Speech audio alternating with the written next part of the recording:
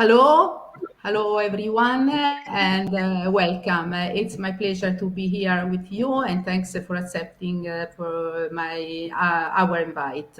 I'm Mariangela Matarozza, and I'm the artistic director of Virtual Reality Experience, an international festival completely dedicated to the XR and how to the immersive technologies are used in culture, arts, science, industry such as international cooperation. The aim of our festival is to explore these impacts and to propose to our audience a program with the cutting-edge artworks coming from all over the world. Today, I'm thrilled to introduce you a project conceived with Marina Massaro, the Festival International Project Manager, and carried out with the Israeli Embassy. A mini cycle of 3 panels about gaming, cultural heritage, arts, learning, where Israeli and Italian speakers present what is going on in the cultural heritage and the educational and contemporary art. Today, we're going to talk about gamification and cultural heritage with Nimrod Shanit, Sean Evans, and Diego Grammatico. And now, I'm the pleasure to give the floor to the cultural attaché, Maya Kazir. Thank you, Maya. Thank you, Mariangela. Hello, and thank you all for joining our first conversation. And today, as you said, we're going to hear about gamification and cultural heritage. As Mariangela said, I'm Maya Katzir, and I'm the cultural attaché at the Israeli Embassy in Rome. And before saying a few words in regard to today's topic, I'd like to thank Mariangela Matarozza, founder and director of Virtual Reality Experience, and Marina Massaro, project manager, with whom we are always happy to collaborate. Thank you. One of the main concerns we deal with at the Cultural Office of the Ministry of Foreign Affairs relates to the way in which Israeli culture should be presented in countries with such a rich cultural heritage as Italy. In a sense, my task is very easy because Israel, like Italy, despite its short life as an independent state, draws from a long and ancient tradition. But not only in their renowned cultural assets, Italy and Israel are alike. It is not only Jerusalem and Rome that connect between the two societies, but also the fresh way of thinking, the desire to innovate, and the understanding that these magnificent sites do not always speak for themselves, and we need to help them to show the beauty and meaning to potential friends and allies. I'm positive that this special combination of innovation, creativity, openness to the future, and care for the past that characterizes Italian and Israeli cultures will make the conversation today very stimulating. I'm very curious to hear our two speakers today, Nimrod Shanit and Sean Evans, and I'm sure that our followers from all over the world, not only those from Jerusalem or Rome, will derive both pleasure and knowledge out of this event. Our moderator is Diego Grammatico. Thank you, Diego. I'll give you the word. Thank you both for the introduction, and thank you to the VRE and the Embassy of Israel in Italy for setting up what promises to be a very exciting panel. Today, as we said, we are going to talk about gamification and its impact on the enhancement of cultural heritage. Gamification has become increasingly popular in recent years, and extended reality has played a very important role in this, unlocking new opportunities for a growing number of industries. Cinecittà itself, which is an institution for film production and promotion, has also seized the opportunity to spread awareness about the potential of the so-called applied games by organizing its yearly Applied Games Festival, the Rome Video Game Lab.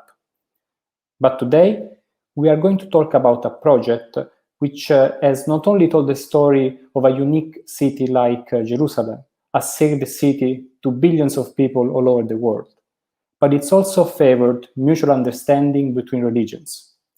Therefore, the cultural significance of this project has been recognized worldwide, which is why I'm so honored to introduce our two speakers today, Nimrod Shanit, founder and CEO at Holy City VR in Blimey, and Sean Evans, founder and president at Holy City VR, as well as executive producer at Occupied VR.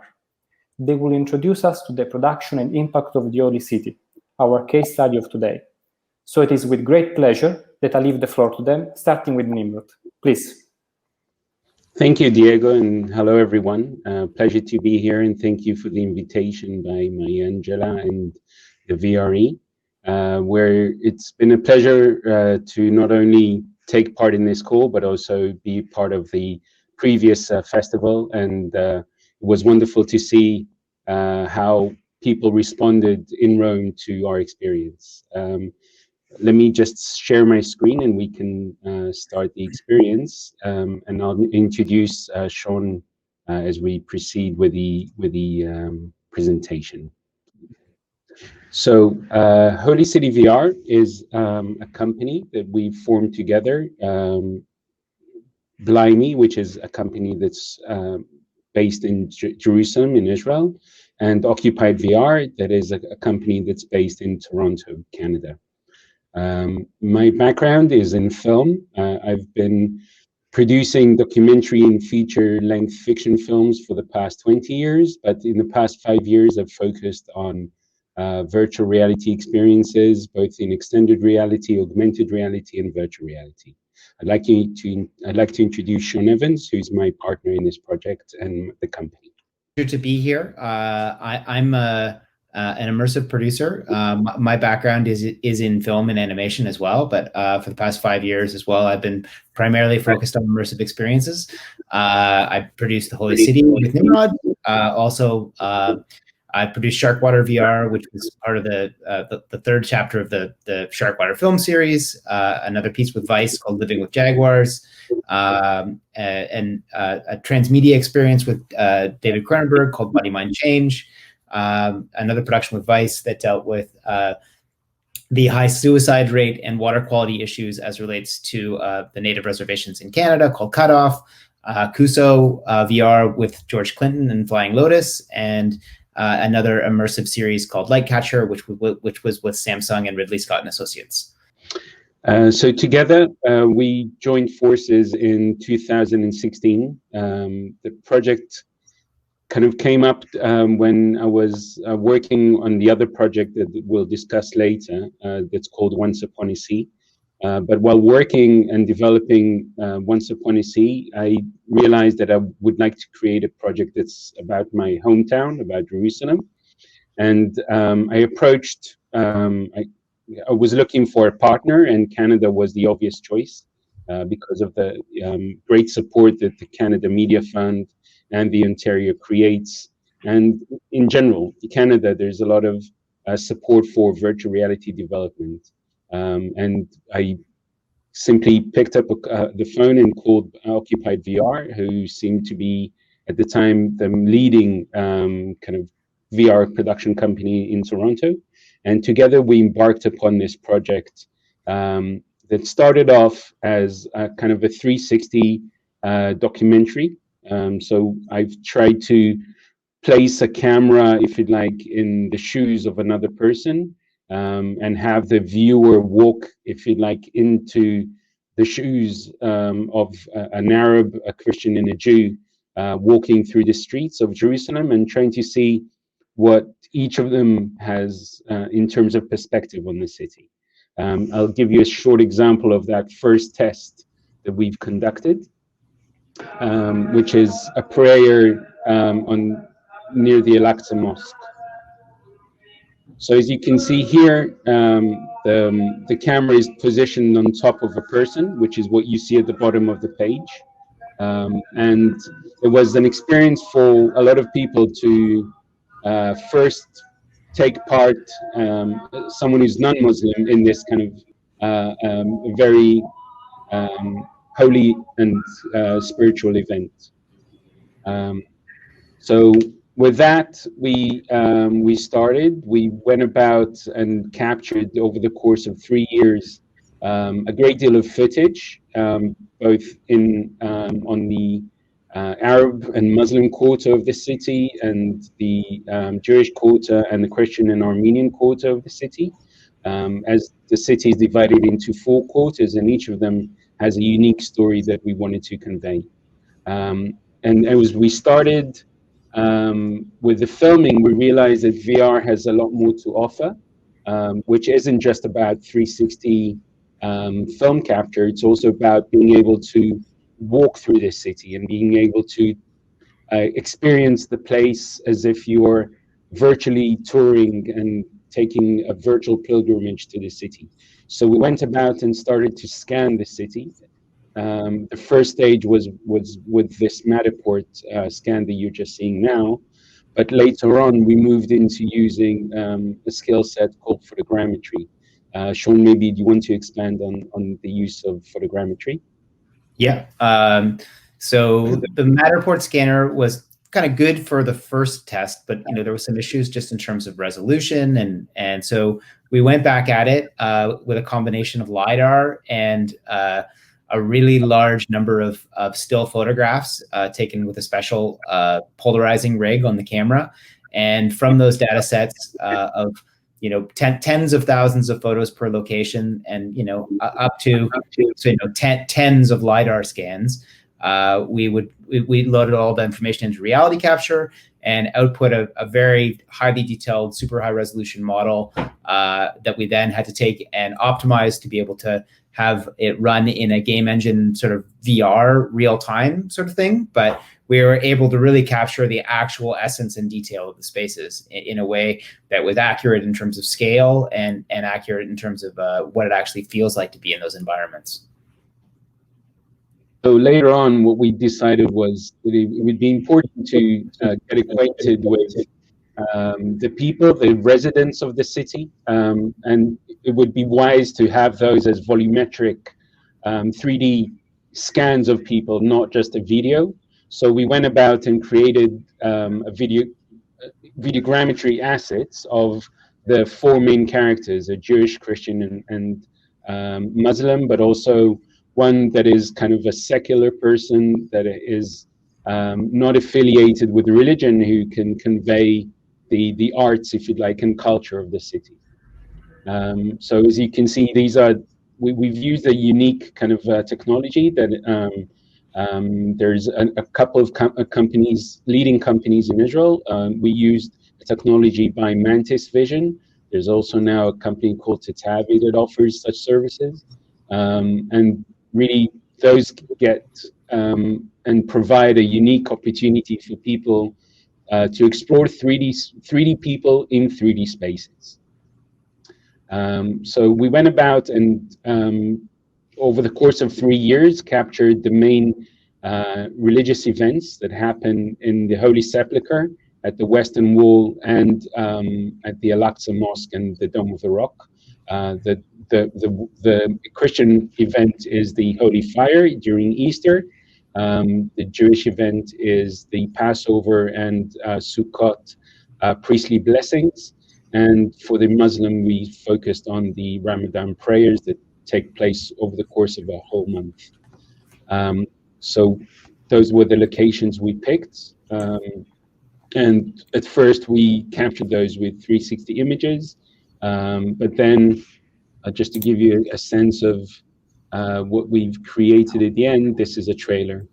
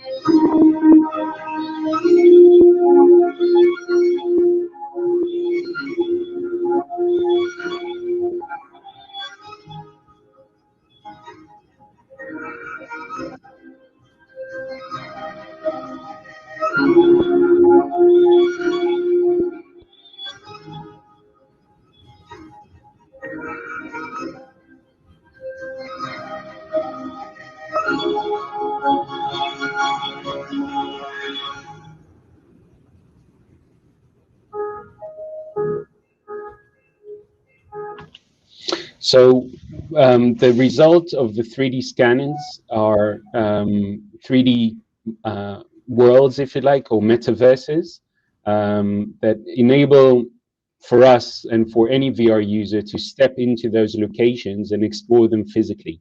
So this is something we started doing with the Holy City, and we're now in the process of taking that, if you'd like, format and applying it to more locations around the world, creating virtual cities for people to explore.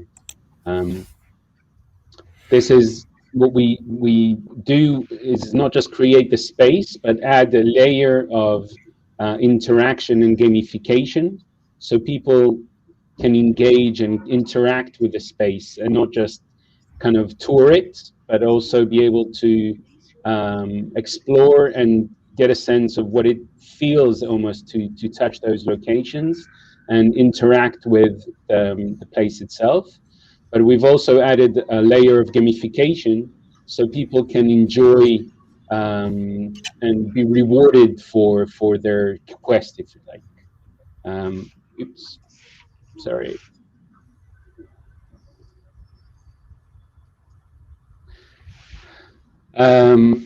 So this is another example of the volumetric holograms, if you like, of the characters that fit. So once you explore the locations, you come across a number of I'm the superior of the Holy Sepulchre Church of the Armenian Patriarchate of Jerusalem. Protagonists. I was 16 years old when I first came to Jerusalem. I'm thankful to God that He gave me this opportunity to be here, to become more spiritual and powerful.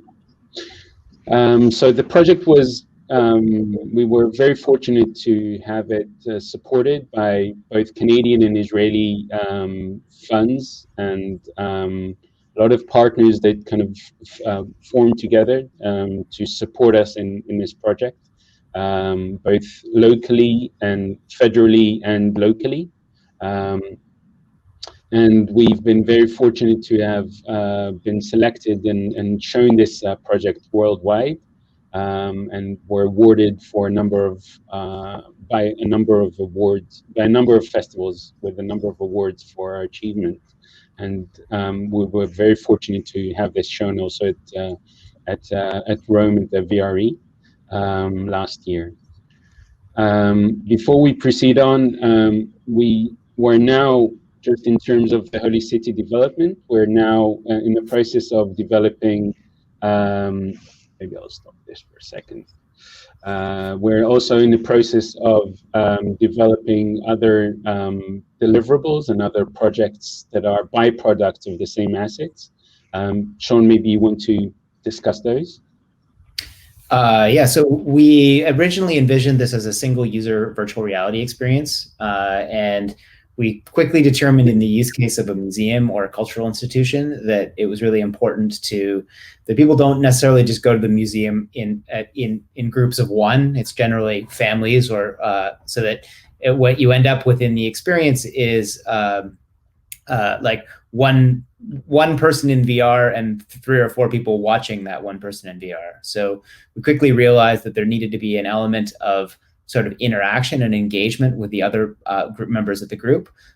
So one of the first sort of adaptations that we made of the single user version was to develop an AR tablet so that in terms of the gamified interactions that take place in the context of the experience, that those interactions are now kind of, you have both the people who are not in VR and the people in VR able to interact with the same experience, and so that there's engagement in an augmented reality sense with these same assets and same environment and the interactions that are being performed in VR, but that that was essential to make it something that was engaging for groups, as opposed to having just one person in VR and having a group of people watch them. Went about and created a platform that enables people to go on guided tours. So people in groups of up to 20 at the moment can book a slot and can go on a guided tour with a live guide that walks them through the city. And not at the moment, the single user experience is something that it has a built-in guide and an orb that kind of tells you the story. And it's on a if you like, on rails on a timeline, whereas with the guided tour, it's almost like walking through any city with a guide and having the ability to ask questions as you come across the various places and have time to kind of explore the places in your own pace. So this is kind of the work that we've done so far with the Holy City. We're now kind of looking into other cities that we want to explore and develop. We received another grant from Ontario to go about and also look at other locations in Jerusalem as well.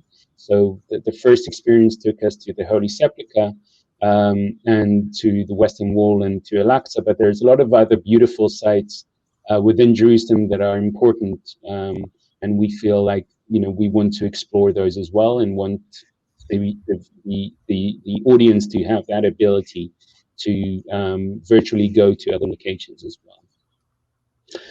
So what I'd like to introduce you now to is the next project that we had the experience of the pleasure of creating, which is called Once Upon a Sea. That is another project that was actually came before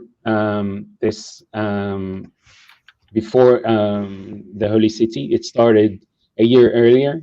It was again a project that was started as a 360 documentary directed by Adi Lavi, which I had the pleasure of kind of going and accompanying the whole process as a technological director.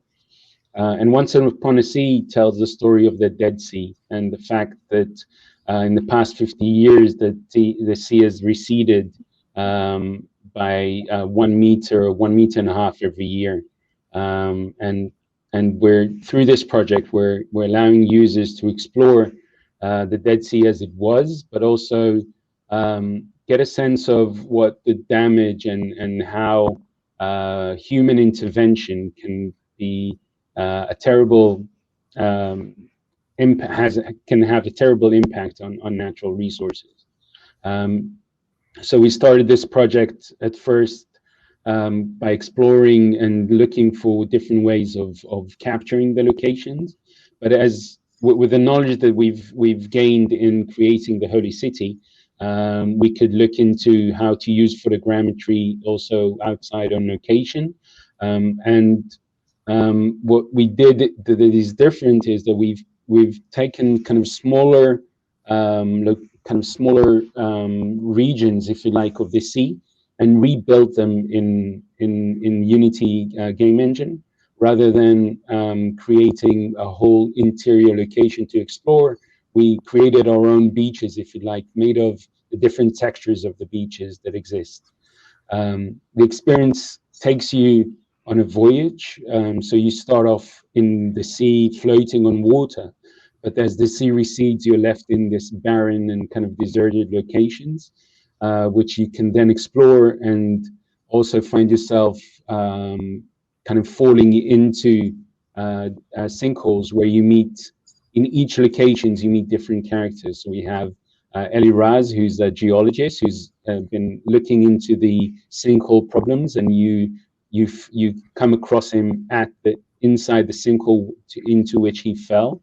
And we have Shimon, who's one of the last beach rangers, who was living on the beach for the past 10 years, even though the beach has closed and was no longer accessible to the public.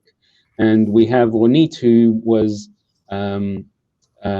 who's a patient. I mean, she's not a patient, but she has osteoporosis, and the sea is her rescue, if you like. It's her place of getting some kind of support, both mentally and healthy. So I'll give you a quick peek of the trailer for this project as well.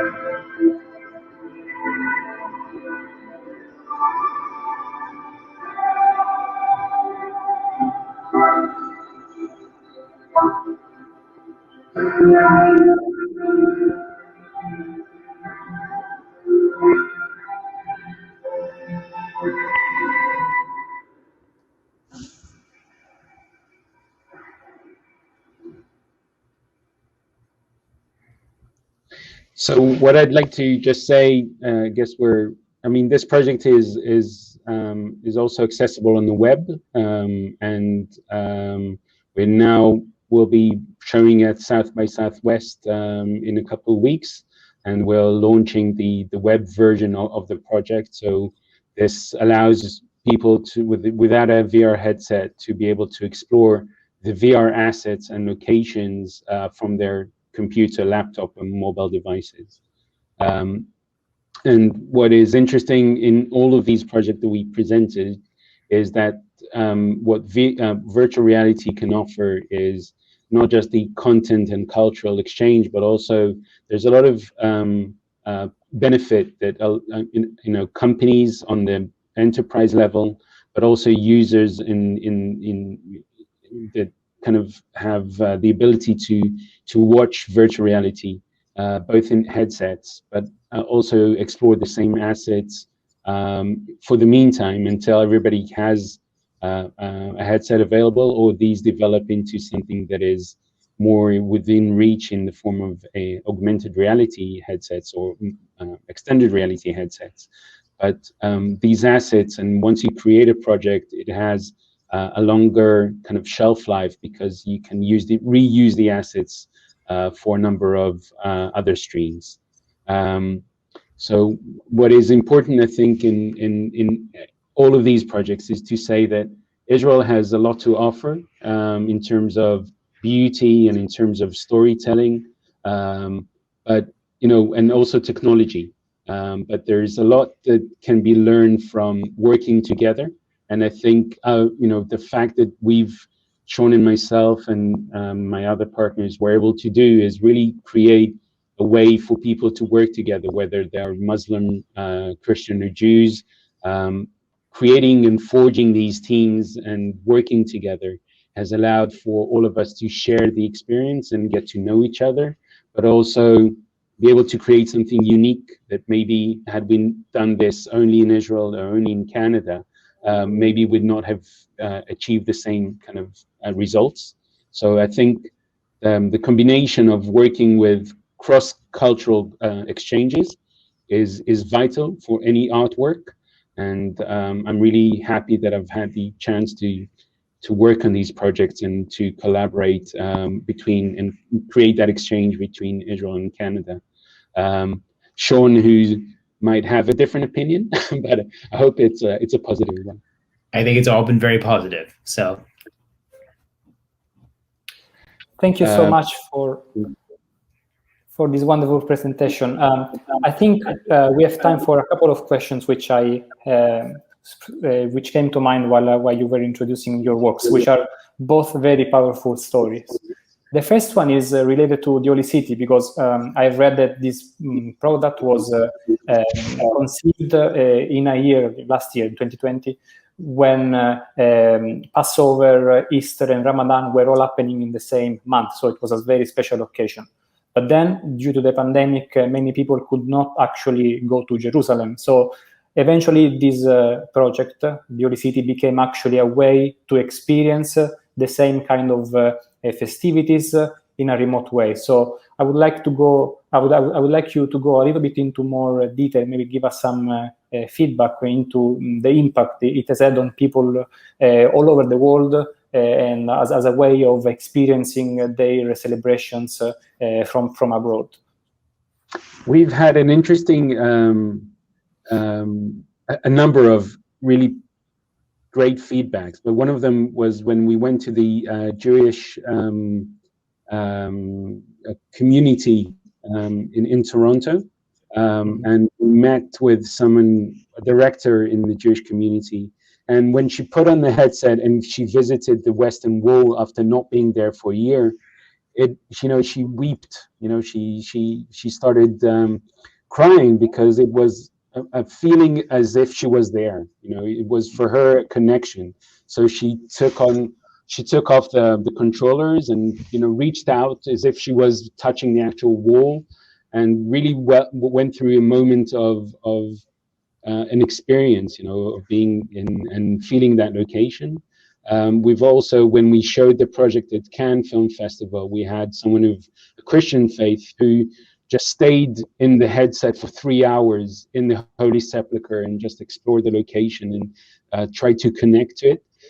So we see there's a lot of amazing kind of responses for people who put on a VR headset and forget where they are and really connect to the location, and being able to, the fact that it's not a 360 video, and the fact that you can walk around and be able to touch things or feel like you're touching things, or get a sense of, you know, things that are closer to you, and you can really look, you know, peer closer, and you can and the fact that we've added those kind of elements that make it into a haptic response. So if you pick up a candle and you hold it, you feel like there's something in your hand. Or if you write a note and you place it in a wall, there's a moment that you've done, you've simulated an action that now you would have not have had the chance to do anywhere else, you know, had you been, you know, just watching a video passively on YouTube, anything of that sort.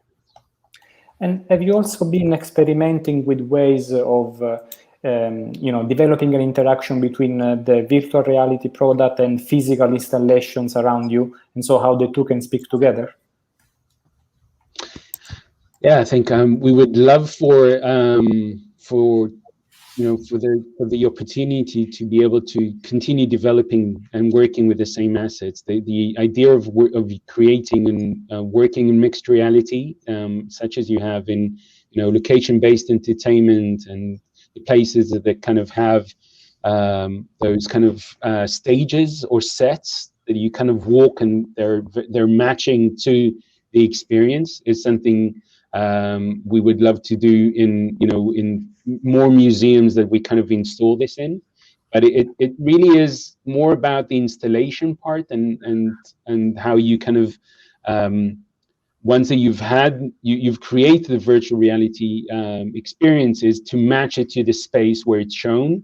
So if people, for example, if there's a wall there and you're about to reach out and kind of put your hand on a wall, there's actually a wall in front of you that you can reach out to. So it's about designing and matching the space design to the experience. I think that it would be something we would love to do in more locations worldwide.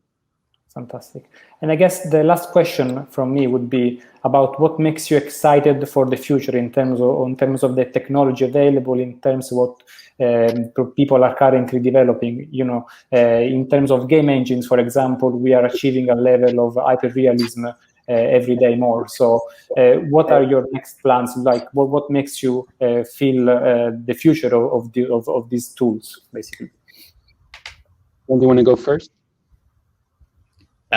Yeah, sure. I think that with all of this stuff, VR has only been around as a medium for, like, maybe, you know, realistically from, you know, the advent of, say, like the Oculus. You know, it's been around in sort of science and engineering kind of senses for much longer than that. But as a medium where, you know, you can make things in a game engine, and so and just the pace of the technology from, you know, we started shooting 360 video, you know, and we realized that there was sort of like an issue with the immersion in that. And then we've sort of advanced to sort of LiDAR and photogrammetry scanning. But even, you know, when we made it, you know, the benchmark card was a 1080 Ti, you know, so now there are 3090s and like the pace at which graphics hardware seems to be advancing, it's going to be amazing what's possible. You know, what's amazing what's possible now, it'll be even more amazing what's possible in 5 or 10 years from now. Yeah.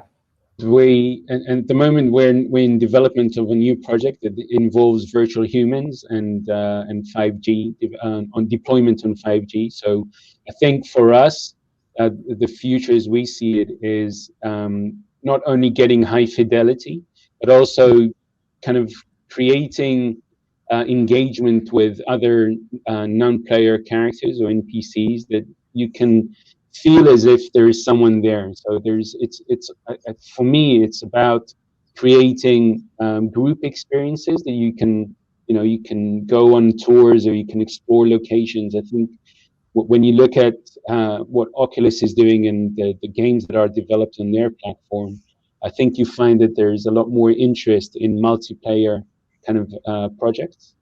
So for us, this is something we feel should be part of any project, is just as we did the kind of the virtual tour of people going in groups and touring together. I think walking out and kind of taking off a headset and being able to share that experience with others that were shared the same moment with you is something that we probably will see more of in the future. And we'll just have to see how much of a higher fidelity and better exchange that can have with mobile headsets.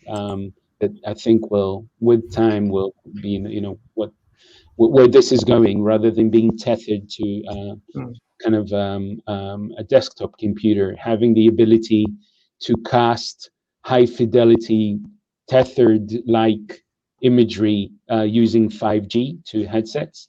This is like something we're now kind of testing and exploring, and I think this is where things will go. I think this made me think about one very last question then, about the narrative of the games, because there is a difference between making a movie, of course, which has a linear kind of story, and making a product of this type, which is not linear. So how did you tackle this challenge, and how did you solve it, basically? I think the difference between a flat passive experience and something that is interactive and explorable is that you need to think of the user as a participant rather than a viewer.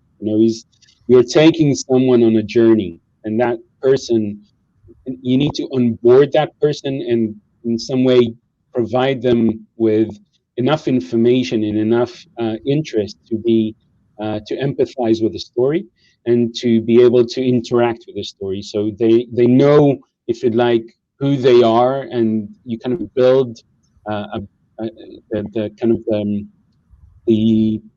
you kind of building up the experience to be something that the user can engage in and know that he's almost like an actor that's taking part in a physical performance, and therefore it's less about watching others do things. It's more about you taking part in events that you can not only watch but also kind of affect and impact. So I think that is what I found. What I find that is interesting in any extended reality experience compared to any kind of traditional, if you like, storytelling. Wonderful. Well, thank you so much to our speakers. Thank you, Nimrod, and thank you, Sean. I think it's been a very interesting talk that you had, and two wonderful products that you presented. They are both very powerful in the story that they tell. So we hope to see more work coming from you guys soon. Thank you so much. Appreciate the opportunity. Thank you.